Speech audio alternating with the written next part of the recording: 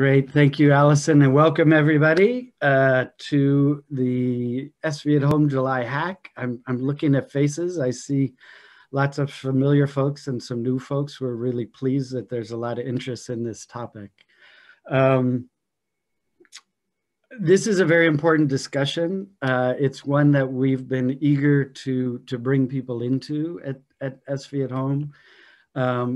I want to be clear that it's actually been an ongoing discussion in the city, and that we're really moving into a next phase, and that the housing department has done a significant amount of outreach and community outreach on some of these questions, and held meetings, and under the fair housing assessment, there were discussions with dozens of different organizations and individuals and stakeholders in the city.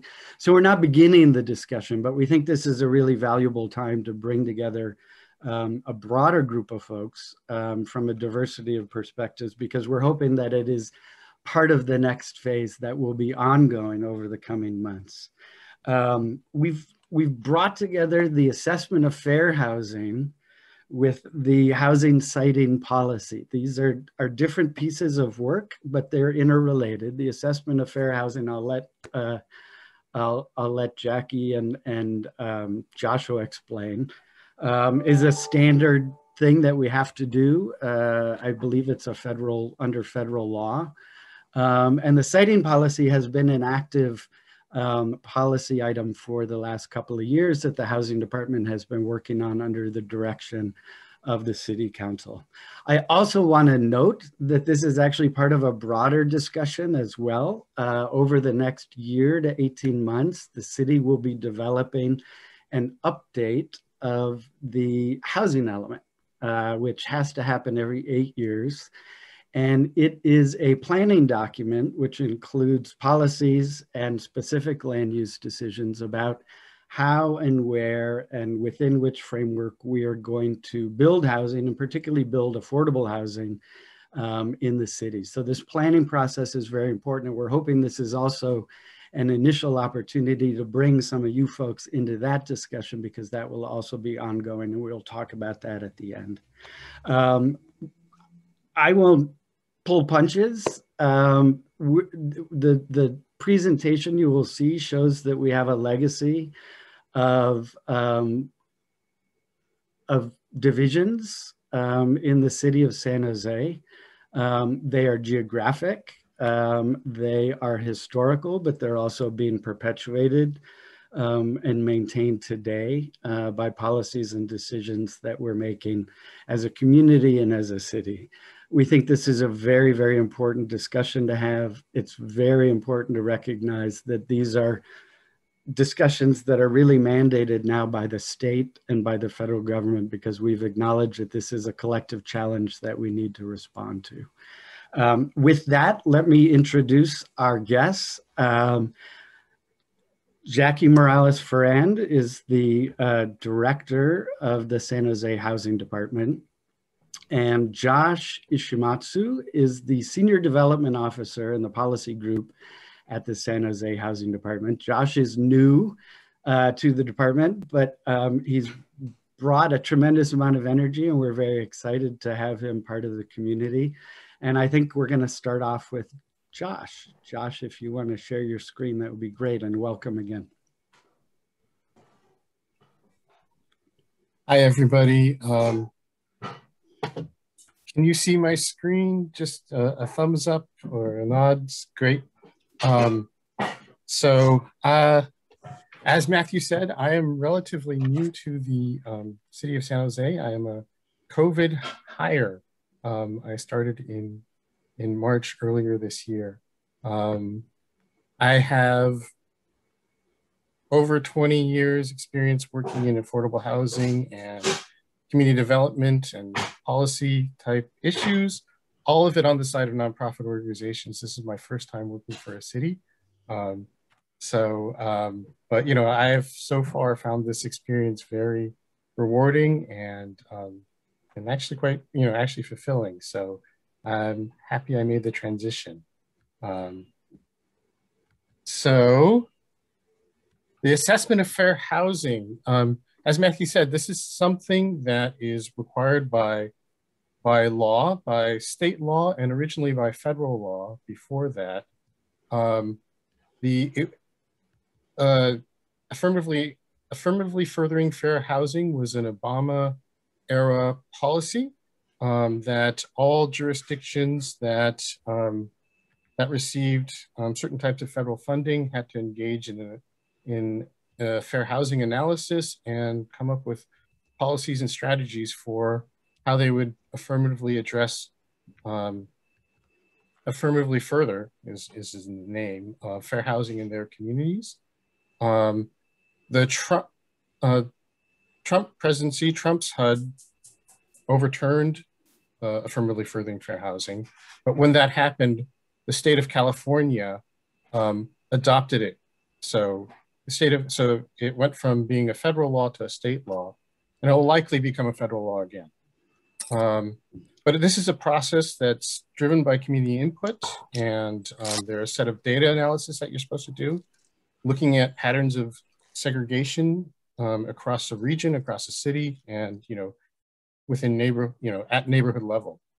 You're supposed to be looking at racially or ethnically concentrated areas of poverty, disparities in access to opportunity, and what are the housing needs across the community, especially within what fair housing law calls protected classes, which would be race, ethnicity, gender, religion, family size. There's a whole list of sort of like what are the protected classes under fair housing law, and it differs a little bit between California and federal, but I think you get the general idea. And the purpose of conducting an assessment of fair housing is to support planning for your federal funding investments. Per California law, it needs to be integrated into the housing element, as Matthew discussed. And the underlying philosophy is that there's a both-and approach to furthering equity within a city, within a jurisdiction that this applies to, about removing barriers for individuals and families to live where they want, so to have access to housing across a jurisdiction, and also about the and part is increasing investments in underserved neighborhoods. So far, what we've done for this process is we started actually in 2019, and we've had a number of community meetings, focus group meetings. We've done data analysis with some consultant support. And we ended up presenting our initial findings to the City Council, a few of which I'll be talking about here today. But as Matthew said, this is an ongoing process. The state of California, as Matthew said, has required all jurisdictions to include assessment of fair housing into their housing element. As part of that, HCD, the state of California, Department of Housing and Community Development, has required and propagated guidelines for additional analyses that they want to see that are different from the HUD analyses that we did. So we have to do some additional analyses that are related to what HCD wants. Based on those analyses, we're going to do more community outreach and get more input.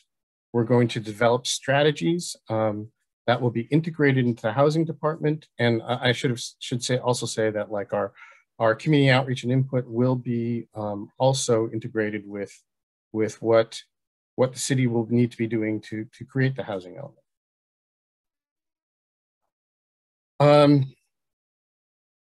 So why do we need to do all this? Besides the fact that it's like legally required for us to do all of it, why does this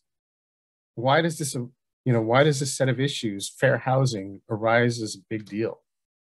I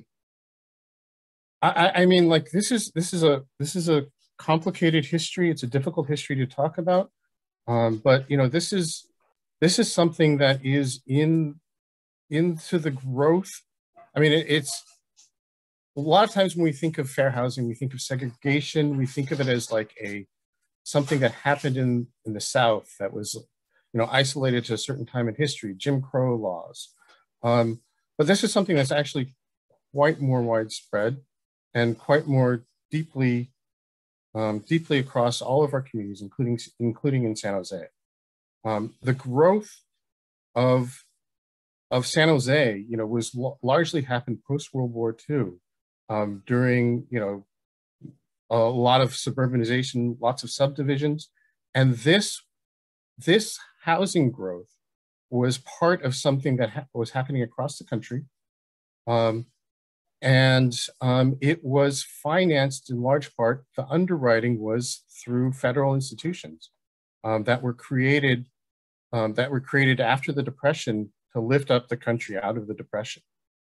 And also like some of the Veterans Administration, the Federal Housing Agency, administration, the Homeowners Loan Corporation, Fannie Mae, Freddie Mac. These were all institutions that were created with government support, in the wake of the Depression and to build up our country after World War II. And they funded, like I said, massive amounts of development, and they created the 30-year mortgage, which allowed people to buy homes. And underneath all of this, I think by now most people should be familiar with the redlining maps and things like that. But underneath all of this, into the underwriting manuals for the Federal Housing Administration was encouragement that restrictions should be that property should include racially restrictive covenants, that developments that allowed people of all races to live in those developments wouldn't receive financing, or would receive poor underwriting ratings. The conditions on the use of capital were explicitly racist, and if you look into the old manuals, you can actually see that. So the impact of this legacy, on one hand, it created tremendous wealth. It created a new middle class for the country, and it also left certain people out, and we can see that today. So, if we look at wealth, not income, but the net assets that people have. Most, the U.S. median net wealth, what people have in terms of assets, is about something over $100,000. That is made up of mostly homeowners assets. So if you look on this chart, you can see that renters, as a group of people, don't have very much net wealth, but homeowners have much more net wealth, and 90% of homeowners' net wealth is in equity in their home. There's from the legacy of segregation, you can see that this is something that created wealth in mostly white folks, and it's a function of the home ownership rates by race in different communities.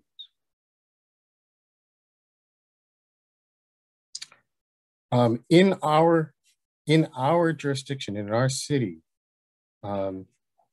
this legacy has had. You can see it in geography. So this map, it's a little bit busy, but every dot on this map represents 75 people, and the colors of the dots are by race. And the orange dots are non-Hispanic white people. The blue dots are Latinx, and the purple dots are Asian American Pacific Islander. So we can see, in a very, when looking at this, like, demographically, there's a very stark dividing line across our region. And this is like the 101 freeway over here. And we have like a large concentration of orange dots in the west and the south, and a large concentration of blue dots in the east. And there's a scattering of purple dots across the city. One thing I want to note about that is that this may give the impression that Asian Americans and Pacific Islanders are spread uniformly throughout the city, but actually, it's quite different when you disaggregate the data by ethnicity. You see wide variations of income. As example, all San Jose households, the median income is something over 100,000. For Asian households, it's about 150,000. But if you disaggregate into Asian Indian and Chinese, you see that these tend to be more higher income households, but like Vietnamese, it's lower, is the lower than median income households generally. So the HUD data that this map was constructed from doesn't allow for this sort of like nuanced level of analysis. This is something that the city is committed to doing moving forward. But this is something. But I just wanted to highlight sort of the difference of the data as we disaggregate. One of the required analyses that we have to do for an AFH is to look at racially and ethnically concentrated areas of poverty. In HUD's term of art, that's a recap. 75% of the racially and ethnically concentrated areas of poverty, that's where these are census tracts that are majority non-white, and the poverty rate is over 20%, which is, I think it's like 3 times the regional average. That all of the recaps are concentrated within a certain area of the city of San Jose. And San Jose has 75% of the recaps of the entire Santa Clara County.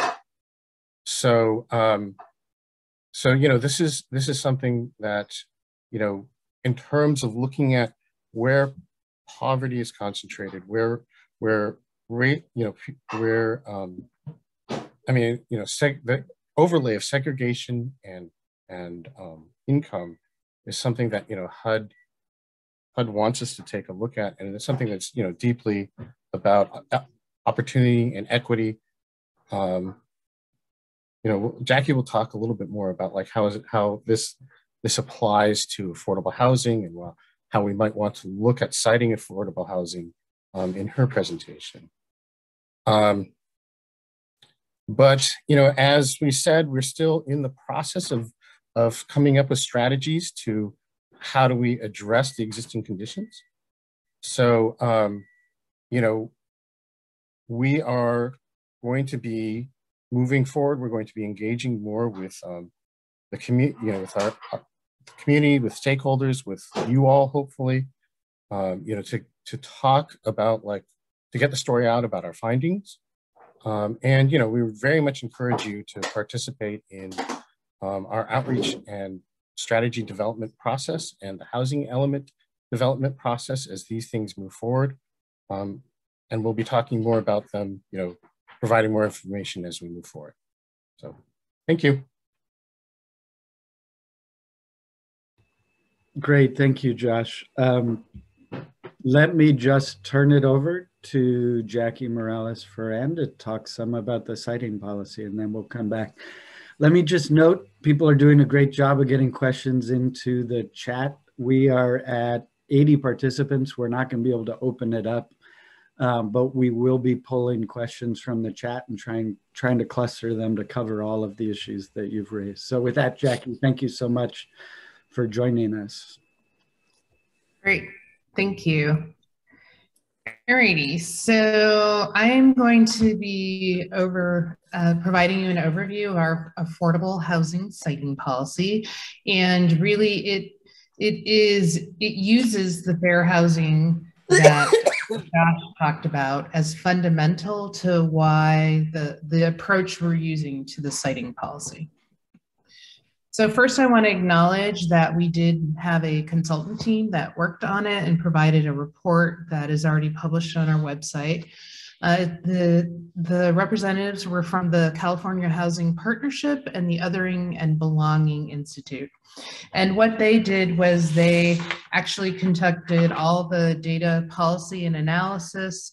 They looked at academic research, they did spatial analysis, and they also attended all of our outreach meetings, or got our comments back on the outreach meetings, and incorporated both the city staff of responses and the community responses in the plan. But all of it is really database, data-driven.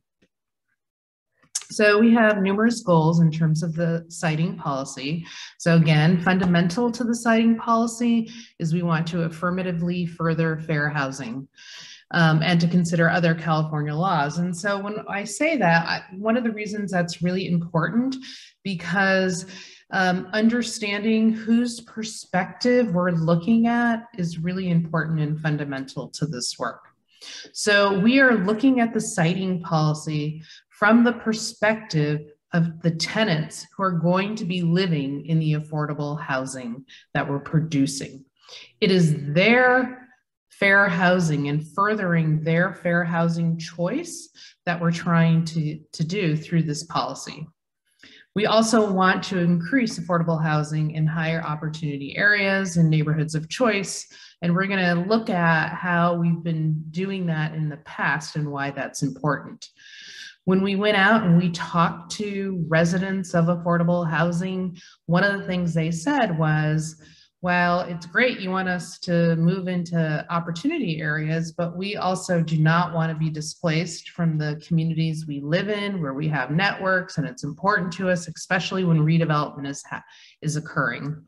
And then lastly, whatever we produce has to be understandable, both for the city staff and for the developers who are required to implement this policy. It is also really important to understand what this does apply to. And so the affordable housing citing policy applies to rental housing development that the city of San Jose invests in. We're also going to be looking to see if we can apply it to our bond policy as well.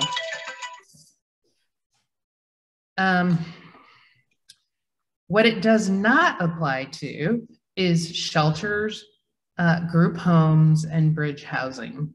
And mostly because this is not a planning tool. The housing department is not under the planning department. It is a funding tool that the housing department uses to produce affordable housing in the city of San Jose. Shelters have their own regulations, and group homes have their regulations as well that are all, again, under the planning department. And we have a separate citing policy for bridge housing. So we have been doing this outreach for quite a while. And what we've heard is the need to provide affordable housing both, across the city. And I've already talked about, from the tenant's point of view, the importance of mitigating displacement when possible.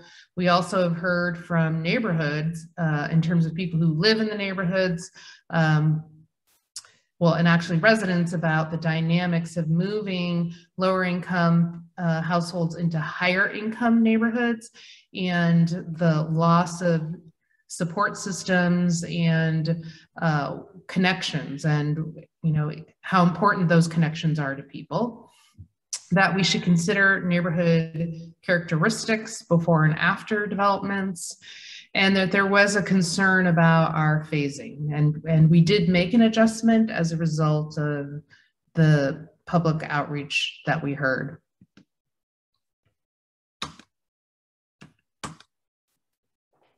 So the citing policy is based on this creation of 3 different neighborhood characteristics.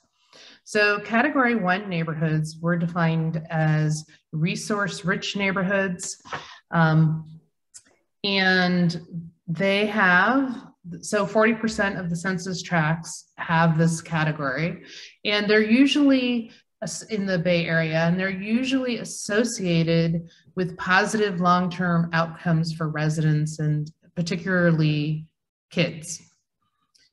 I'm going to jump to category 3 because category 3 has a very specific definition.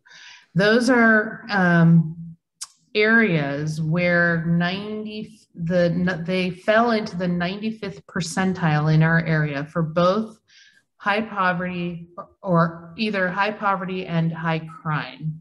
And so high poverty is where the neighborhood has a poverty rate above 20%. And again, the research in this area has shown that there's negative effects on critical outcomes for people of all ages when they're in these high poverty areas. The high crime areas are defined as violent crime, which included things like rape, homicide, burglary, and assault. And again, it was the 95th percentile in violent crime. So it doesn't mean that violent crime doesn't exist everywhere in other parts of the city, but in this case, it was particularly high. So, in category 2 neighborhoods, I didn't say what those were. So a category 2 neighborhood is a neighborhood that is neither a category 1, so it's not high opportunity, and it's neither a category 3, which means it doesn't have this high crime, high poverty definition. So everything else is category 2. So here is what this chart does, is shows a distribution of our affordable housing in these different categories. So the first column is the category name. The second column is the distribution based on the census tracts, what we would expect to see. And then you can see the next column shows the current distribution of our affordable homes, the deed restricted homes in the city, whether the city invested in them or not. We track all of our deed restricted properties. And what we can see is that we would expect if we were completely balanced, we would see 34% of our affordable housing in category 1 neighborhoods, but you can see we are significantly under in category 1. In category 2, we would see 59%, we're seeing 68. In category 3, given the amount of census tracts in this category, we would only see 7%, but we have 23% of the affordable housing in category 3 neighborhoods. The other thing that we looked at was the distribution of the types of housing. And I wasn't surprised to see in category 1, 17% is senior housing, because we often hear from our developers. I know when they pick a senior site, they're often thinking that's going to be the easiest type of affordable housing to get through. We see supportive housing and special needs housing in category 3 neighborhoods. And so we understand that there is some disproportionality, not only in our affordable housing, but the types of affordable housing that's going into different neighborhoods. So we have these interim goals, which is a 3-year period, where we want to begin to shift how much affordable housing we're putting in each of these neighborhoods. So in the first 3 years, we would locate 30% of the affordable housing in category 1, and that's a 3-year time period. So it's not by year, but in aggregate, that's the goal we want to achieve.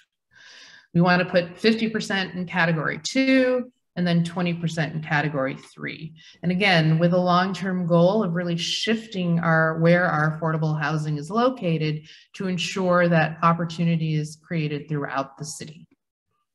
Then after the 3 years, we have a more aggressive goal we're going to have 60% of all of our affordable housing located, new affordable housing that the city invests in category 1, 30% in category 2, and 10% in category 3. But we need to evaluate the policy as soon as we actually implement this for a variety of reasons, of which I'll discuss. The last piece that we added, which was as a result of the public outreach, specifically from neighborhoods, was that if we had a high concentration of affordable housing, which we're defining as more than 50% of the existing homes are deed restricted, and the area we're looking at, which is a census block group, contains 200 or more units, that we might decide to limit the funding there because of the amount of affordable housing that's in the area already. So what we would like to do immediately is to, frankly, begin the evaluation. We want to see if the policy is working. We want to look at the pipeline, and what's most important to us is we want to look at the availability of the sites in category 1, because what we know from looking at category 1 neighborhoods is that they're predominantly single family. And so where are there multifamily opportunities? Because if we want affordable housing scattered throughout the city, there has to be viable multifamily locations in category 1 neighborhoods. We also have an aggressive program to track the progress. So one is we'd be tracking, the number of units, the types of affordable housing. So is it family? Is it permanent supportive housing? And what neighborhoods are going into? We're also concerned because in the category 1 neighborhoods, we anticipate that land will be more expensive and therefore potentially driving up the cost of the affordable housing. And is that a trade-off that we're willing to make, which is to pay a higher amount of money per unit in order to get a category 1 development? We're also looking at race and ethnicity data to ensure that the affordable housing reflects our population. And then the next piece is, I have said this policy applies to city-funded projects, but we also know the county is funding affordable housing in our area, and that there is a way for developers to fund affordable housing with no subsidy. And if the council passes this, then we would work with the county and our bond issuers to apply the same policy. And then lastly, our population changes over time, and so we need to continue to update the map and where these category 1, 2, and 3 neighborhoods are. So we also have other strategies to help category 1 neighborhoods to ensure there's an adequate supply, and is one of our goals. And also we want to encourage developers by providing pre-development and capacity building grants to go after category 1 sites. And then as Josh stated, so one of our fair housing options is to create opportunity in these category 1 resource-rich areas, but we also, from a fair housing lens, want to lift category 3 neighborhoods. And that's a bigger city question, but one of the ways we think we can impact that in a smaller way is when we do have developers who are going into category 3 neighborhoods, can they bring additional services to that neighborhood through their commercial space? And if they're going to have a family site in there, what are the programs that they're going to be offering their residents, specifically their kids, so that they can have better outcomes in these neighborhoods? And then lastly, we want to align with our other policies. Again, we've already talked about that with the county and our bond issuers to make sure that they're following whatever the council agrees to. We are going to council, our goal is to go to council in August. And that's it for my presentation. We do have all of this material published on our website. Great, thank you, Jackie. It's a lot of material. We're gonna drop some links in to some summaries primarily on the fair housing pieces that are on our website, which are a little more accessible, but I really would recommend, there's really meaty work that's been done by the housing department to flush out the discussion and the presentation that we just had, and it's worth taking a look. And again, we're committed to continuing this conversation, so we'll be bringing some of those details forward, but the link that was there, if we can get that in the chat. So we are moving quickly through our time, and there are a tremendous number of really great questions that we are trying to sort through. So I am trying to cluster some. So let me start with a basic question about how we understand patterns of geographic patterns of division in the city. So there's a whole bunch of questions that look at how do we understand the relationship with income? What about the tendency? Is there a tendency for people to congregate by race and ethnicity? Have you looked at education levels? And then there's a whole nother set about patterns of development in the city. And so I'm wondering, Josh, if you could touch briefly on how those different elements fit into the analysis. I know that part of the goal is to figure out, what are the barriers to integrating the mixing of folks, as much as what are the mechanisms behind the patterns that we see.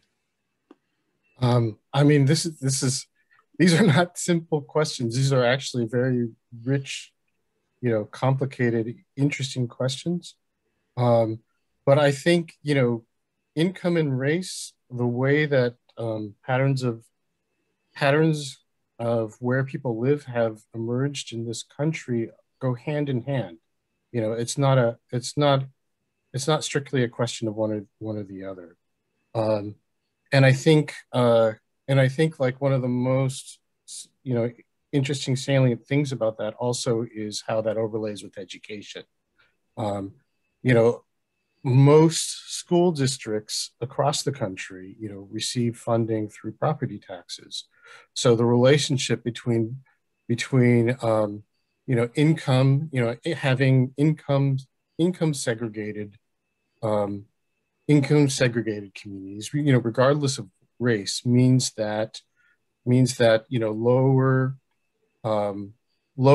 property tax revenue places tend to have schools that are less well funded, which has impacts on all kinds of impacts on people. The access to education, has all kinds of impacts. And then in San Jose is relatively unique in the number of school districts that it has.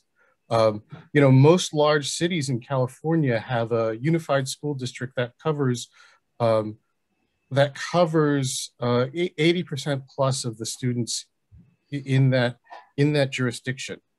San Jose, because of how it grew, because how it, the annexations, annexing school districts, it doesn't have, it has like one of the lowest percentages of people in its unified school district, students in the county. So, there are vastly different sorts of, investments per student, test scores, all sorts of different metrics of education, based on which school district in San Jose, children attend. So like this overlay of education, of where people live, of, segregation by income, segregation by race, all of these things are related and all very important. Great. I appreciate that, Josh. I think, again, it's important for people to realize that the law has acknowledged that the divisions and disparate access to different parts of the city with different levels of resources is the problem. And what exactly is driving that is a very complicated process. We know that there's a history of racialized policy that has created the foundation and has perpetuated these patterns. The law doesn't say if it's just about education, you don't have to do anything to increase access to this part of your city. What it says is that we need to figure out how to increase access for everybody to different parts of the city. So that is the law. And the question is, what are the steps that we want to take locally that reflect the sort of values and interests in San Jose to be in compliance with what those expectations at the federal and the state level are? And I think, we have a moral foundation here and a common interest in these outcomes, but it's important to acknowledge that the challenge is how do we integrate these spaces and not whether or not they should be integrated at this point. Let me ask another question. There's a lot of discussion about whether or not we're going to end up not balancing well and not create resources that are going to be important in communities that are experiencing the highest impact of housing instability, the highest impact of housing costs, and potentially the greatest vulnerability to displacement and gentrification. And does the citing policy end up denying resources to places in the city where the needs are great? And there's a whole bunch of questions on those, but I think that's the overarching set of concerns. Jackie? Yeah, so there is one body of thought that talks about affordable housing kind of being the first in redevelopment areas potentially, because affordable housing not having the same constraints as market rate housing in terms of having those rate of returns and needing the rents that a market rate developer would need. And so do we end up limiting opportunity for the neighborhood? And the question again is how we framed this whole discussion, which was not based on the impact of the affordable housing necessarily in the neighborhood. It is, what are the tenants of the affordable housing experiencing if they are sited in a particular area? And so from the viewpoint of the tenants, having more of our affordable housing in these category 3 neighborhoods, are we in fact limiting choice because there's no opportunity to be in these higher opportunity areas? There have been suggestions to us that if a category 3 neighborhood overwhelmingly wanted to support a development, would we in fact make a modification to the policy? And that is something, we have thought about, but I think the challenge would be, documenting how. Does that mean you have to have 100% consensus for us to go above the 10% or the 20%? What does it mean to have consensus in a neighborhood that they want more of the affordable housing to come in from a neighborhood perspective? I don't have a good answer to that, but I'd certainly be in the chat. I'm reading things. I'd love to hear what people's thoughts are for the people who want more affordable housing, to give us some ideas on how we could measure that in a fair way. If I could just jump in, I think it's important that folks actually look at the maps carefully, because the number of areas that are actually in this category 3 they're small. And so the majority of the east side of the city, I'm not saying there aren't some spots that are in category 3, but the majority of the east side of the city is actually in category 2 and will, is not going to be squeezed quite as much as I think some folks think. However, it is a concern. And I think it's part of the ongoing discussion about how to figure out how to balance that as we go forward. It seems like we should be able to keep 2 balls up in the air at the same time. It's not rocket science to figure out how to balance this, but it's going to take a concerted public discussion. We believe at SV at Home to make sure that we do it right. I mean, this is one of the challenges of fair housing, and it's underlies the fair housing, the affirmatively furthering fair housing is like, how do it is the both and approach. You know, how do you assure that there is equity in investment, you know, and you know, but it doesn't have, it's not simply about housing too. You know, this is about equity and investment across lots of different programs. It's you know, education, as we've been talking about. You know, it's transportation. It's access to employment. You know, these are all things that that you know, we as a city, we as a society, country, you know, need to be doing better about. Period. So you know, it's not only a housing question, but you know, it is a housing question too. Great. So there are, you know, related to that is this concern that we are in a housing crisis. Jackie, I think you acknowledge that it may take a different kind of investment to expand choices in different parts of the city.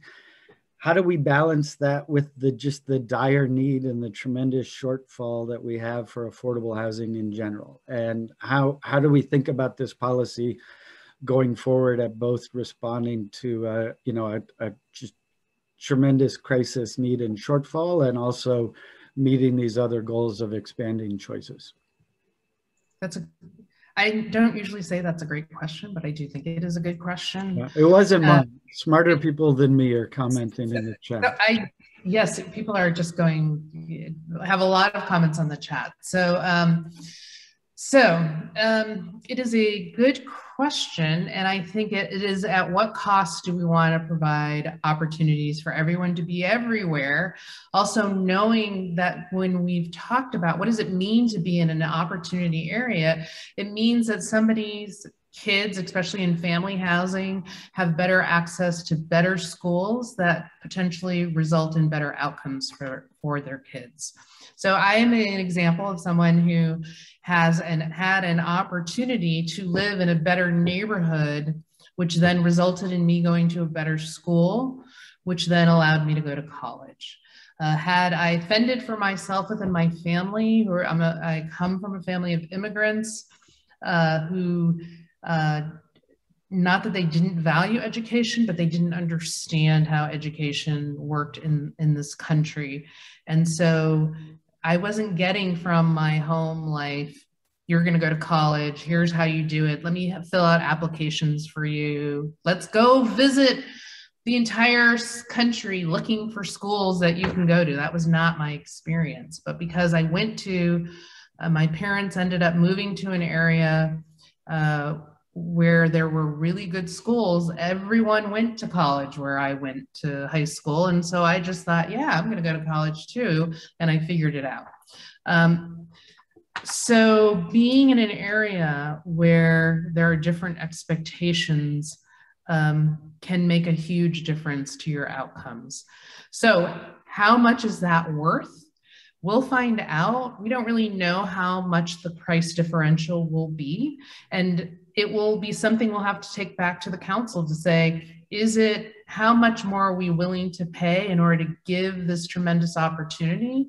And I would also say, from reading the chat, we should not, and this is not an argument to abandon communities that are in category 3. I think what this research says and what our fair housing says, that's all connected to the housing element, is we need to lift category 3 neighborhoods. The city needs to make an effort with all of the departments to invest proactively in category 3 to lift those neighborhoods out of the conditions of which they face. It is not enough for us to walk away and to say we're not putting investment, but it needs to be a city-wide concerted effort in those neighborhoods to make a difference. And investment that doesn't engender, that doesn't create displacement. You know, it's like correct. You know, so it's an investment that uplifts communities without displacing communities. And so this is a major project for us. You know, it's difficult, it's challenging, but it's something that we should be doing. You know, I want to apologize to everybody that there are a tremendous number of very, very important questions in the chat. Here's what I'm going to do. I'm going to make a commitment that our team is going to go through them and see if we can cluster them into some common topic areas, and we will share out with the housing department staff. I'm not going to promise detailed explanations of everything, but I will promise that we will try and hit more of these issues. The other thing that I will promise is that this is the beginning of a discussion. I really want to thank Jackie and Josh for coming today. I think, you know, I've been watching, we're sort of tipping well over 80 folks involved. Today, it's really clear that we need to continue this discussion, and SV at Home has been working to coordinate with the city and actually countywide to try and broaden this discussion and bring people into it. And so I would urge you to look forward to additional opportunities to engage. Generally, we have an action item at the end of each of these hacks.